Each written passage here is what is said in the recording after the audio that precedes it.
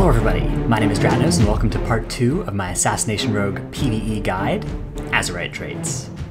So let's start off by quickly looking at single target Azerite Traits, so for raid encounters. The one thing you'll notice here is that you really need to make sure that you enable your re-origination array if you're doing an Uldir fight. Obviously that doesn't apply if you're not in Uldir, but make sure you have at least one archive or laser matrix piece to turn that on. You can see that first piece is worth so much, even if you have only 5 stacks of re-origination array enabled. Following that, traits like Double Dose, Dagger in the Back, Shrouded Suffocation, these are going to be your best single target talents. I'm not going to talk too much about single target Azerite traits or single target in general because that's a lot easier to find out just by simulating your character. A site for that would be raidbots.com. You can just go there, put in your details, put in your talents, put in your various pieces of gear, and it can tell you what's going to be best for you on single target. So that's much more of a science, whereas much more of a kind of art is figuring out what's going to be better in Mythic Plus or in ad fights, that kind of stuff. So that's what I'm going to focus most of the video on. So on that note, let's move on then to Mythic Plus. And the Mythic Plus Azerite traits for Assassination Rogue, there's a very big discrepancy between the best one and the rest. And the best one is Shrouded Suffocation. So Shrouded Suffocation says when you cast your Garrote from stealth, first off it generates 2 extra combo points, which is good. But the main thing is it deals a lot of extra damage, and that damage number you see on this tooltip, that actually applies per tick of Garrote. So your Garrote will end up being a huge percentage of your damage, even if you just have one Shrouded Suffocation trait, but the second and the third one are also great. Now Shrouded Suffocation's actually received a 40% nerf since the start of this expansion, and it's still far and away better than all your other traits. In fact, if you have a 370 Shrouded Suffocation piece, that's going to be better than 385 of anything else. So be on the lookout for those. That's a good reason to keep doing emissaries, and any emissary that can reward a Shrouded Suffocation piece at 370 is worth doing to try and get that. And ideally, you'll have 3 Shrouded Suffocation traits. That's the best setup for Assassination Rogue in Mythic Plus. Now, if you don't have 3 Shrouded Suffocation traits, don't worry. There are a lot of other good to reasonably good traits. The main one that springs to mind is Archive of the Titans. Now, Archive of the Titans gives you a stacking agility buff that on a 385 piece or 390 piece will end up being 280 agility at 20 stacks. You can start this buff, you can acquire this buff before you actually start the keystone, so you can get in combat and then get out of combat and start the key immediately, and you'll carry those first, most of those stacks in to the dungeon. And then you can keep the stack going for the entire dungeon, just staying in combat. A couple stacks drop off at the end of each combat, but then you build back up to 20 again. They'll all disappear if you die, but if you don't disappear, you can actually have pretty close to 100% uptime on Archive, and that makes it a very valuable trait. It's balanced in raid encounters around spending those first 100 seconds building up, but that doesn't have to happen in Mythic Plus, so it's quite good.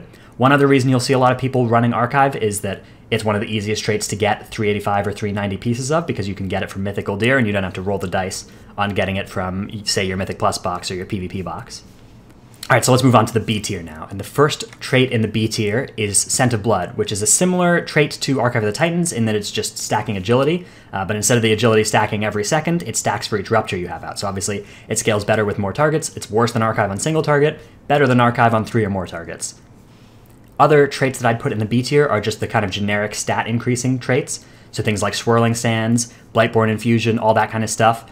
Trade Winds, blah, blah, blah. Anything that just gives you a flat stat. These are usually the ones that aren't Assassination specific. They're just in that slot that can go for any rogue spec. I would recommend using these if you have them and you don't have Archive, Scent of Blood, or Shrouded Suffocation. I'd use these over anything else, particularly any of the spec-specific ones like Twist the Knife, Poisoned Wire. I would try to avoid those, and I would instead just pick anything that gave you flat stat. Finally, a special mention here in the C tier to Double Dose, which is one of the best single-target talents, or single-target Azerite traits that Assassination Rogue has. Double Dose is good for tyrannical dungeons. It's good for dungeons like King's Rest, where you only ever really have 2 or 3 targets in a lot of the pulls anyway, and you're still mutilating a lot. But obviously, as Mutilate becomes less and less of your rotation, once you're at 4 targets, you're never mutilating, right? So Double Dose ends up being a lot less good in those circumstances. And that's why I have it down in the C tier for Mythic Plus, despite the fact that it's one of the best traits for single target. And then finally, the D and F tiers, that's where I'd put things like Poisoned Wire, all the Twist the Knife style things that really don't scale with multiple targets. With Mythic Plus, there are these traits like Shrouded Suffocation and Archive that do scale with the second, the third, the fourth target, and those are really good because you don't lose very much in single target. But these other traits, Twist the Knife, they get so much worse, and they're giving you so much less value as you add those extra targets that you should really avoid those, and try and pick up something that will help you in all situations. Alright, so let's briefly talk about the middle ring of Azerite traits as well. And there are a bunch of good ones here. The ones that I say are the best are Overwhelming Power and Heed My Call. Overwhelming Power, of course, very good for us because haste is such a good statistic. And even though you'd think that this would decay very quickly, it turns out that you don't actually lose your stacks very often here. You won't lose more than a couple stacks due to taking damage. I'm not sure if there's like an internal cooldown or something on it, but for when I was looking at logs, you basically just step down 1 per second on this stack, and it's not... I was originally worried about this, decaying a lot faster than it looked like because you took damage a lot, but it turns out you either don't take damage that much or not all instances of damage even remove Overwhelming Power stacks. So that's why this one is so good. Heed My Call, also very good. Scales nicely with increased number of targets because, of course, it's an AoE effect. The ones I would particularly stay away from are Blood Siphon and Azerite Globules. Blood Siphon just because it's so lowly budgeted, and Azerite Globules because if you kill something while it has 1 or 2 Azerite Globules on it, you're losing all the value from Azerite Globules, and that happens pretty frequently in Mythic Plus. You're not fighting the same targets for the entirety of the dungeon, so every time a target dies and you didn't actually get that value from Azerite Globules, it's just a huge disaster. And then in the middle is obviously everything else, all the Gut Rippers, all the Unstable Flames, all the Earthlink type stuff. All those are just medium.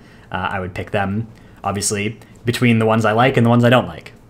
Alright, and finally, let's briefly cover the inner ring of Azerite traits. And the best one, by far, is Resounding Protection. Resounding Protection gives you a huge shield. If you have 3 of these, you're basically going to have a Pride Az-sized shield on yourself every 30 seconds. And as we know from Legion, Pride Az is ridiculously good at making you more able to survive things that you shouldn't survive.